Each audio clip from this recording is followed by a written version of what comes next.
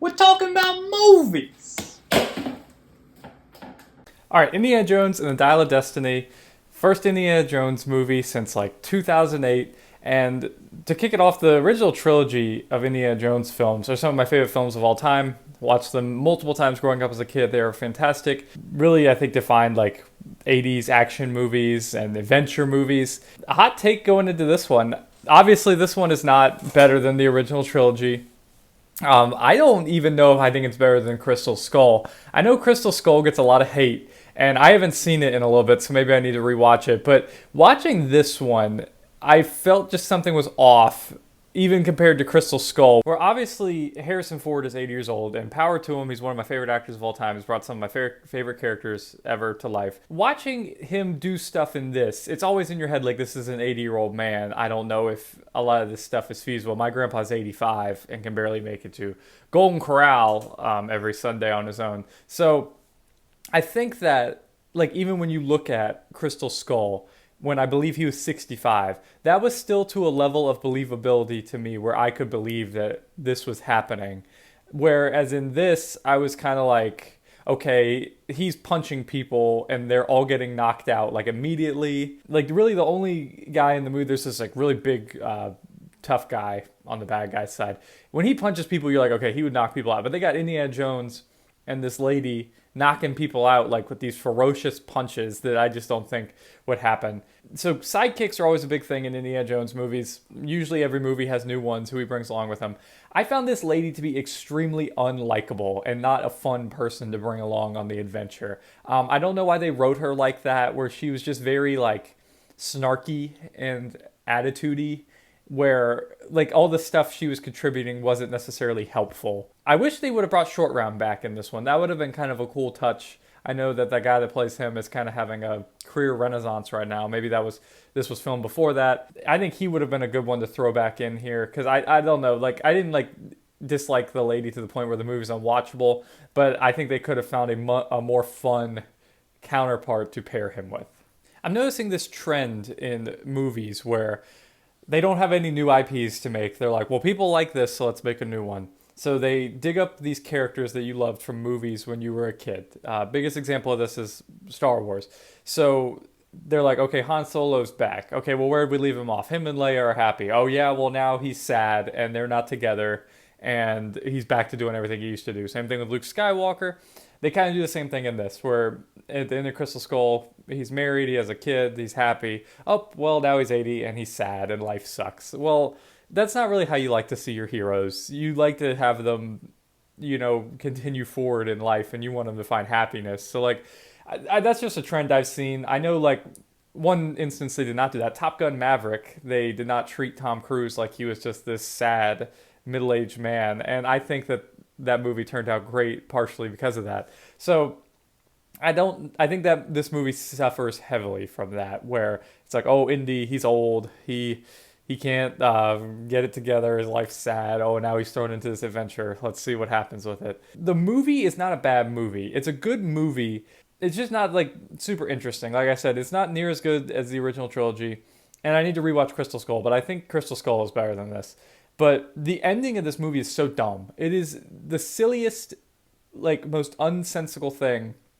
It's like they take it too far. So, like, all Indiana Jones movies, there is a relic that holds some power, and usually it's religious based. Well, that's the first thing. This item, I've never even heard of it. That it doesn't hold any religious connotation. The Ark of the Covenant, they set up, like in most of the movies, what the bad guy wants isn't what you think it is. It's like, oh, you want the Ark of the Covenant? Okay, well, it killed you all. You want the Holy Grail? Well, it's going to lead you to your death. This item, I think, goes to a point of non-believability, to where, like, I can believe the Ark of the Covenant, okay, it's a powerful religious relic. It killed all these people. That's fine. It's a singular thing. What they do at the end of this movie is way too much. It's ridiculous, and I think it jumps the shark, so to say, with Indiana Jones. Now, some people will say, Crystal Skull, they found aliens. I think that's within a realm of believability when they're dealing with mythic objects that they discovered aliens. I know that's probably silly too, but I don't know. I wasn't on board with the ending. I thought it was ridiculous, and like the movie up until that point was fine. It wasn't anything fantastic, but I think that the ending really, like, I was sitting in the theater like just like dumbfounded. Like, what on earth are they doing here?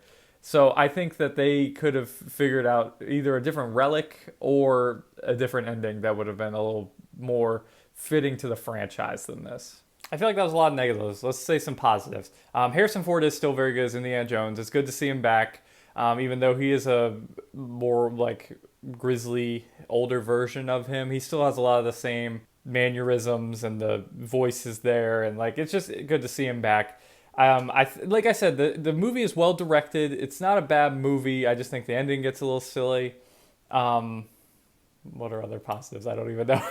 Harrison Ford is good. That's the positive I've come up with. The opening sequence is pretty good. I know that the CGI is a little wonky in it sometimes with the de-aging, but I like the first like 20 minutes of the movie where it's just this opening sequence of him back in World War II on the train punching Nazis. I think that works really well. Maybe you could have had a younger actor come in and do it, like in Last Crusade, where they have River Phoenix play young Indiana Jones. But I thought the opening was very good. I liked a lot of the villains. The main villain, played by Mads Mikkelsen, was very good. He's like not like a physically threatening villain, but like a mentally threatening villain, to where if he gets what he wants, it is going to be trouble. And it's not like he doesn't have like a dumb plan or anything. So I thought that he was very good. Some of his henchmen provided good, I guess, fight scenes and stuff like that. Some of the action scenes in this were very good, with like the car chases when they're solving the booby traps. That felt very OG Indiana Jones, when they go into the cave and they're figuring out different, kind of like in the Last Crusade with the different rooms and the different booby traps. So there is positive stuff to be had in this movie. It's just weighed down by the thought of, why did this movie need to be made 15 years after they made one that was not well received, when Harrison Ford is 80 years old. It's just an odd choice. Maybe Lucasfilm, this is their really only other IP other than Star Wars. They haven't made a Star Wars movie since they destroyed it.